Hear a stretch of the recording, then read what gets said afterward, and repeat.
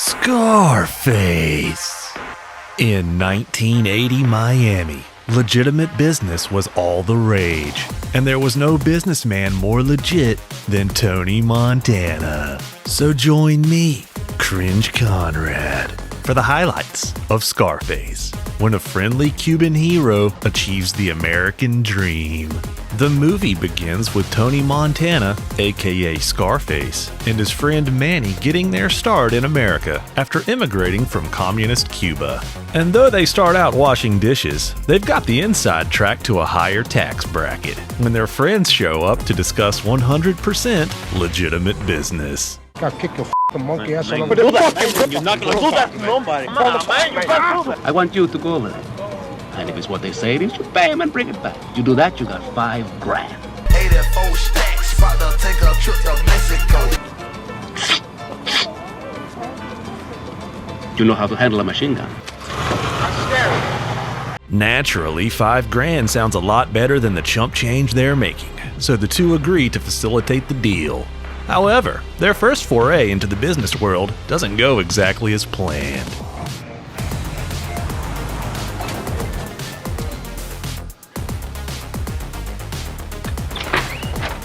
Hola, go, pana. So, you got any money? You got any stuff? Where are you from, Tonio? What the f difference does it make where I'm from, man?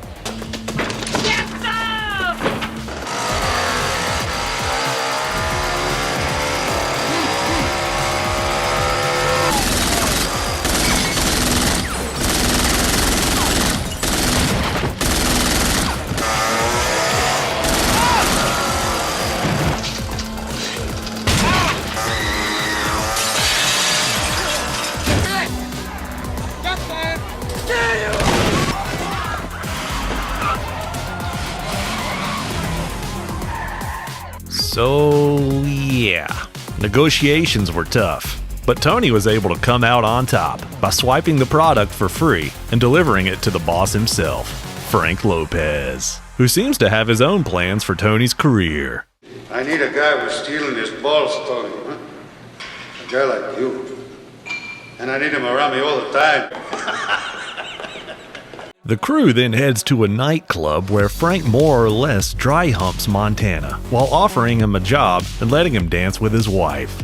An opportunity Tony uses to put on a seminar in seduction. What's your name? What? What's your name? Hancock. What? Hancock.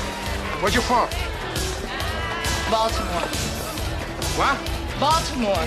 You got a beautiful body, beautiful legs, a beautiful face, man. All these guys in love with you, man. All you got a look in your eye like you haven't been in a year.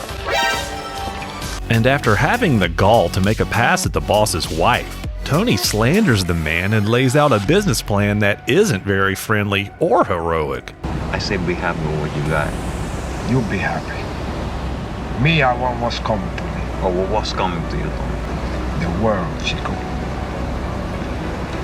And everything in it. 3 months later, Tony makes another move on Frank's wife, and this time it sort of works. Okay. Don't get confused, Tony. I don't around with the help. Okay. Would you kiss me if I wear the hat? No.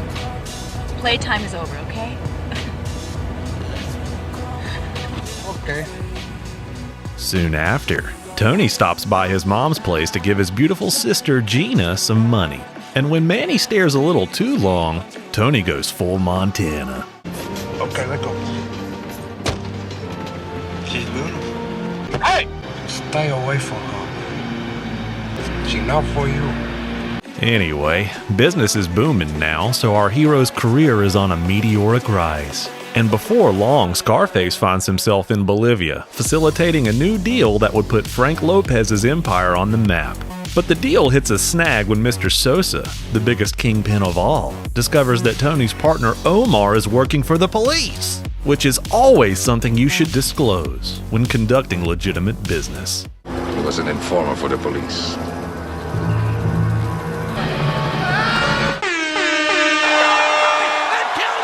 Luckily, with the snitch in a ditch, it looks like the deal's got the green light. But of course, there are a lot of angles to consider. All I have in this world is my balls and my word. And I don't break them for no reason. I think you and me, we can work this thing out.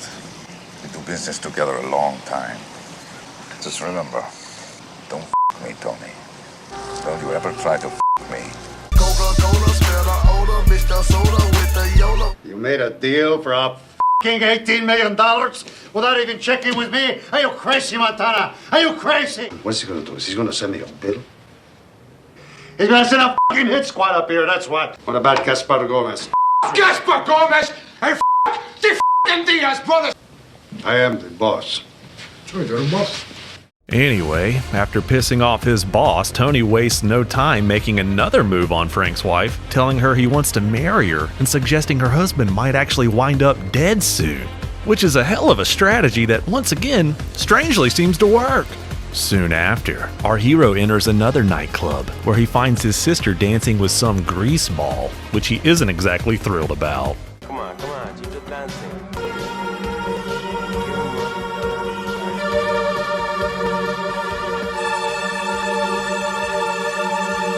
You know, a little trip we've been planning to New York. Might be a good time.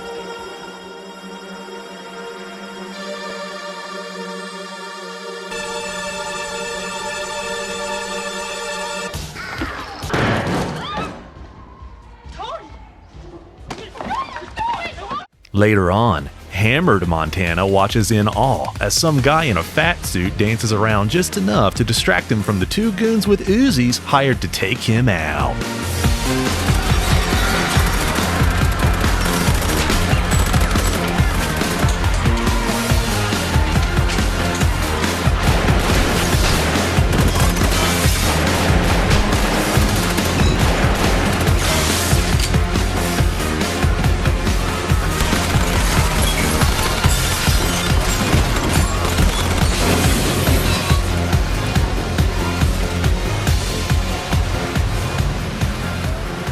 After narrowly escaping, Scarface runs down a list of who would have ordered the hit, and the only name on it is Frank Lopez. Probably because earlier that night he once again made moves on Frank's wife, with Frank standing right beside him.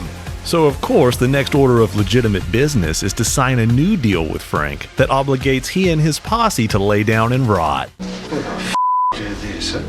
Where's the gun for, Tony?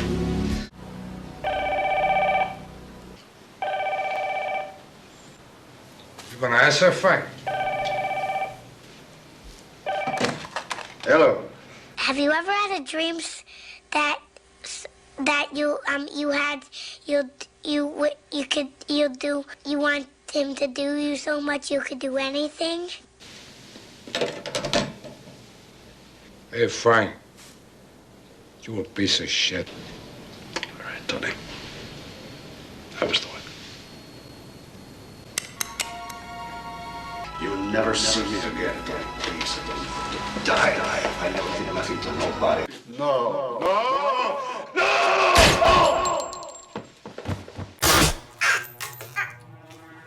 Fucking punk.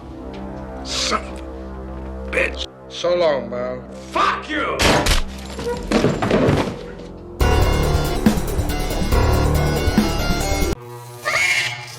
And with his old pals out of the game, it clears the path for Tony and Sosa to do some serious business, as Tony's career reaches its zenith, and he immediately marries face-down Frank's wife. However, being on top doesn't seem like all it's cracked up to be, as Tony is now even less friendly and heroic, and his poor attitude makes both his wife and his best friend Manny leave him all alone in the bedroom bubble bath. And the downward spiral begins when Montana gets caught with his pants down for tax evasion, which isn't the best way to do business. And he's facing hard time unless he does a favor for Sosa, who wants a whistleblower whacked back in the States. Of course, Tony accepts the job, and back in the US, he heads to New York, where he and a couple associates stake out the target and put a bomb on his car. However, things go sideways when it becomes clear the deal's gonna include some collateral damage. What the f*** are you doing?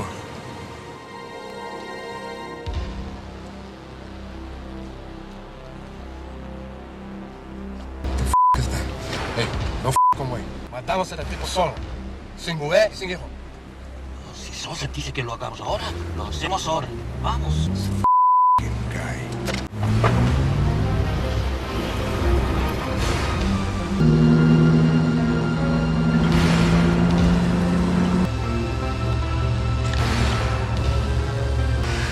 Do a little kiss in a car.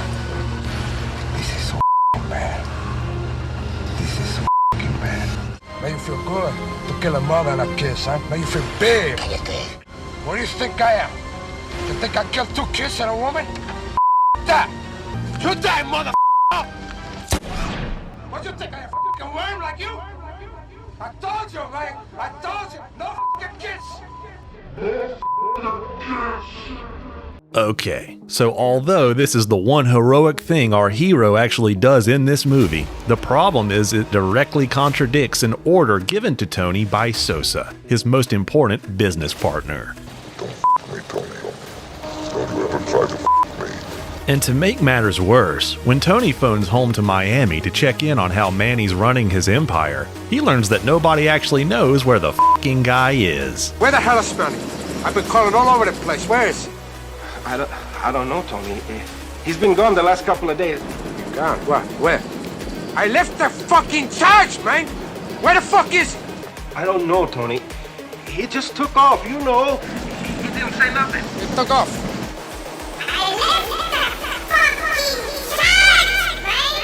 With things quickly unraveling, Scarface flies home that night to some other great news. First, his wife left him. And second, Sosa's on the phone and he doesn't sound very happy. But I'm sure with his silver tongue, our hero will be able to smooth things over. Alex, how you doing? What happened? Oh, we had some problems, you know? I heard. Yeah, how'd you hear that? Because our friend gave a speech today at the UN. He was not supposed to give that speech, Tony. My partners and I are pissed off, Tony. That's okay, no big deal. We're doing next month. There's not gonna be a next time. I told you a long time ago, you fucking little monkey, not to fuck me. Hey, who the fuck do you think you're talking to, huh? Who the fuck do you think I am, you fucking dumb boy? Well, that didn't go so well.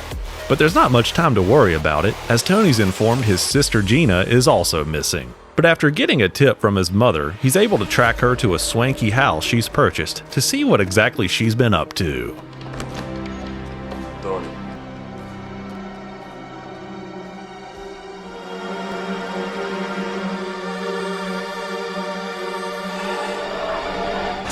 Don't shoot me, you bastard! Check your damn fire! What the fuck?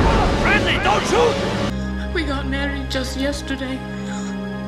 We were gonna surprise you. Smoke a blunt of Joe and then take my hold of Papa Dog. Jesus, Tony. Tony, you gotta get out of here. You gotta get out of here. Well, that didn't go so well either. But there's not much time to worry about it, as a bunch of Sosa's goons infiltrate Tony's estate to pay him back for his betrayal. And with the talent level of Tony's security squad, the goons take over in seconds. And as the bad guys, or good guys, close in, Gina takes a crack at whacking Tony herself. But at this point, things really start to get out of hand, as our rags to riches businessman makes his final stand.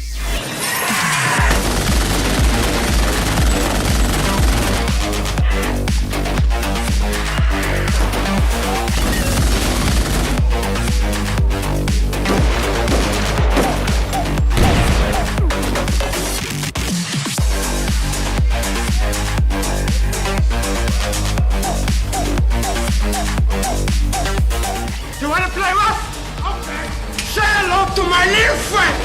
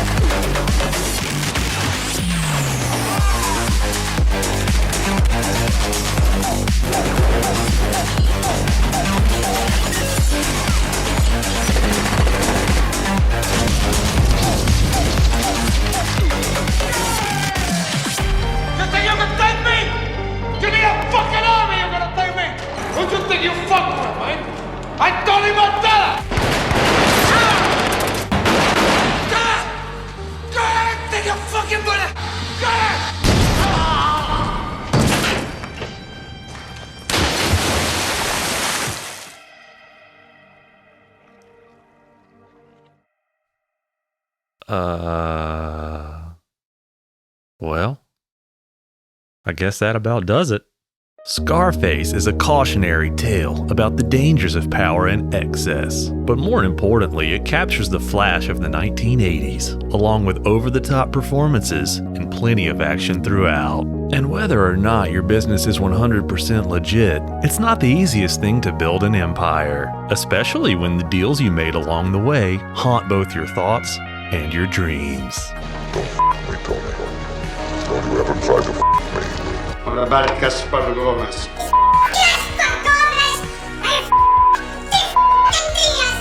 I'm Cringe Conrad, and don't forget to like, comment, and subscribe below.